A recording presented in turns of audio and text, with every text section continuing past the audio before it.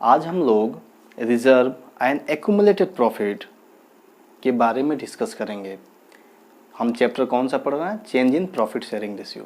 Change in profit sharing ratio में reserve क्या होता है भाई, और एक्यूमुलेटेड प्रॉफिट क्या होता है, पहले इसको देख लेते हैं। देखिए, रिजर्व जो होता है प्रॉफिट का पोर्शन होता है जो हम प्रॉफिट से हटा के कहीं और रख देते हैं, क्योंकि फ्यूचर में हमें जब ज़रूरत पड़ती है तो हम उसे यूज़ करते हैं। रिजर्व कहा ही जाता है कि आप अपने प्रॉफिट से कुछ पोर्शन हटा लो और बाकी प्रॉफिट को आपस में बांट लो।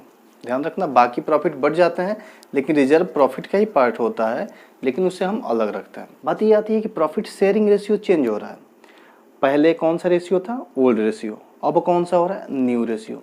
भाई, जब ओल्ड से न्यू पे जाते हैं तो ज़रूर कोई पार्टनर गेन करेगा और कोई पार्टनर सेक्रीफाइस करेगा। अब गेनिंग सेक्रीफाइसिंग का डिस्कशन हम इस वीडियो में करने वाले हैं नहीं। गेनिंग रेशियो, सेक्रीफाइसिंग रेशियो हम पहले समझ चुके हैं कि हम गेनिंग रेशियो कैसे कैलकुलेट करते हैं और सेक्रीफाइसिंग रेशियो कैसे कैलकुलेट करते हैं। यहाँ पे हम सीधे अकाउंटिंग ट्रीटमेंट की बात कर रहे हैं। मान लेते हैं हमारे बैलेंस शीट के लायबिलिटी साइड में रिजर्व शो हो रहा है, सपोज दैट 1 लाख रुपीज़। पहले के एग्जाम्पल से समझते हैं। सपोज कीजिए कि पार्टनर हैं ए और B. Simple, profit sharing ratio इनके बीच में था 1:1। बाद में 1 April, with the effect of 1 अप्रैल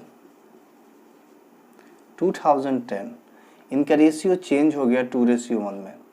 तो ये कहेगा ना कि भाई देखो, इसके पहले आपने कई साल के प्रॉफिट में से कुछ कुछ पार्ट अलग किए हो।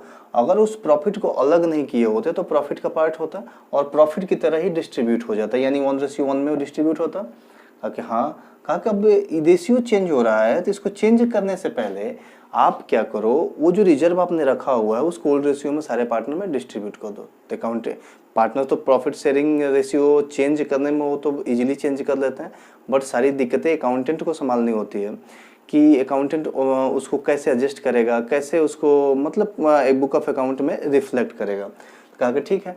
तो यहाँ पे बैलेंस शीट में रिजर्व शो हो रहा है, सपोज दैट 1 लाख रुपीज़। ये सालों सालों से कुछ ना कुछ इकट्ठा करते करते ये 1 लाख तक पहुँचा है। तो 1 लाख को हम सीधे डिस्ट्रीब्यूट कर देंगे पार्टनर्स के बीच में। तो एंट्री हो जाएगी रिजर्व अकाउंट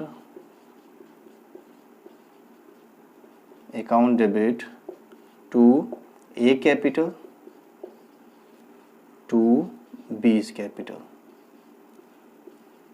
अब ये जो रिजर्व है हमारे पास 1 लाख का, ये डिस्ट्रीब्यूट होगा पार्टनर्स के बीच में। किस रेशियो में होगा? तो पुरानी बात है तो पुरानी बातों का हिसाब पुराने रेशियो में होता है, क्योंकि रिजर्व तो नया तो बना नहीं है। नई रेशियो तो इस डेट में आया ना। इसके पहले हमारा रेशियो का था 1:1, तो उसके पहले हम प्रॉफिट 1:1 में बांटते थे और ये प्रॉफिट का ही पार्ट है, तो क्यों ना हम इसको पुराने रेशियो में ही बांट लेते। ए के कैपिटल अकाउंट में कितना क्रेडिट हो जाएगा? 50,000 और बी के कैपिटल अकाउंट में कितना क्रेडिट हो जाएगा? 50,000। सेम वे अगर कोई मान लो रिजर्व फंड दिया हुआ है आपके बैलेंस शीट के लायबिलिटी साइड में, या प्रॉफिट एंड लॉस अकाउंट का जो क्रेडिट बैलेंस होता है, क्रेडिट बैलेंस का मतलब प्रॉफिट होता है, और डेबिट बैलेंस होता है, डेबिट बैलेंस का मतलब नुकसान, लॉस है। प्रॉफिट एंड लॉस अकाउंट तुम्हारा नॉमिनल नेचर का अकाउंट होता है, और नॉमिनल नेचर जब भी क्रेडिट बैलेंस देगा तो प्रॉफिट की बात करेगा, और जब भी डेबिट बैलेंस की देगा तो लॉस की बात करेगा। तो हम बात करते हैं प्रॉफिट एंड लॉस अकाउंट का क्रेडिट बैलेंस, यानी कि प्रॉफिट।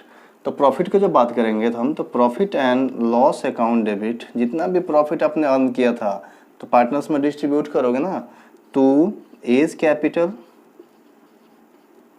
To B's capital. ये भी हम वैसे ही बांट देंगे। सपोज कीजिए कि प्रॉफिट आपका 50,000 आया हुआ है, तो आप क्या करोगे? 25,000 और 25,000 ओल्ड रेशियो में आप डिस्ट्रीब्यूट करोगे। अब यहाँ पर रिजर्व फंड भी होगा, उसे भी हम ओल्ड रेशियो में, इन्हीं लोगों का वो भी भाई है तो उन्हीं लोगों के साथ इसका भी ट्रीटमेंट होगा। जैसे इनके साथ ट्रीटमेंट हुआ वैसे उसके साथ भी ट्रीटमेंट होगा।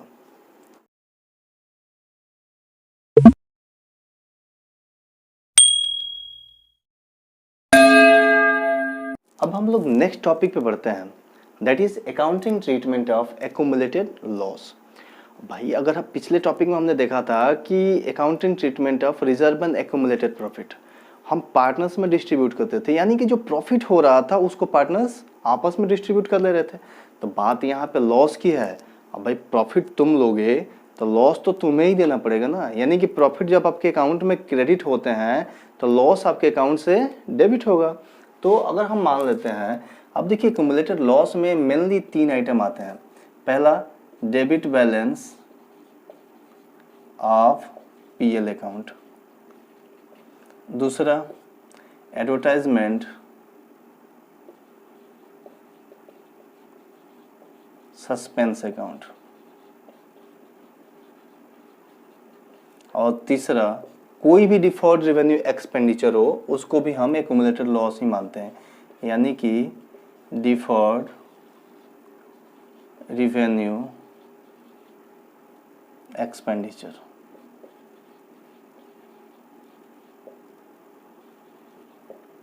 जब यहाँ तीनों की बात आती है तो debit balance of profit and loss account कहाँ शो होता है? बैलेंस शीट के एसेट साइड में। बैलेंस शीट के एसेट साइड में मिल जाए तो आपको सीधे क्या करना है, इसको पार्टनर्स कैपिटल से डेबिट कर देना है और इसको क्रेडिट कर देना है। ठीक है, जैसे हम उठा के देखते हैं, मान लीजिए debit balance of profit and loss account individually आपके बैलेंस शीट में शो हो रहा है, तो आप क्या करोगे, पार्टनर्स कैपिटल, यानी कि उसी एग्जांपल को हम लेते हैं कि 2 पार्टनर हैं ए और बी, और इनके बीच में प्रॉफिट शेयरिंग रेशियो 1:1 है, बाद में ये चेंज होकर हो गया 2:1 में, यानी कि इसकी एंट्री हो जाएगी A capital account debit, B's capital account debit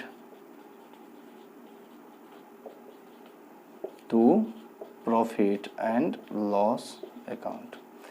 अब मान लो प्रॉफिट एंड लॉस अकाउंट में बैलेंस दे रहा था 60,000, तो उस केस में कैसे हो जाएंगे, यहाँ पे चूंकि प्रॉफिट शेयरिंग रेशियो इनका ओल्ड रेशियो इक्वली है, 30,000 इसके अकाउंट से डेबिट होंगे और 30,000 इसके अकाउंट से डेबिट होंगे, और टोटल आ जाएगा 60,000। अगर तीनों एक साथ आपके बुक ऑफ अकाउंट में शो हो रहे हैं, यानी बैलेंस शीट में शो हो रहे हैं, तो आप तीनों का अकाउंटिंग ट्रीटमेंट ऐसे करोगे कि profit and partners capital account, यानी कि A capital account debit, B capital account debit to PL account, to advertisement suspense account, to deferred revenue expenditure account. Combine general entry करनी आती ही होगी आपको।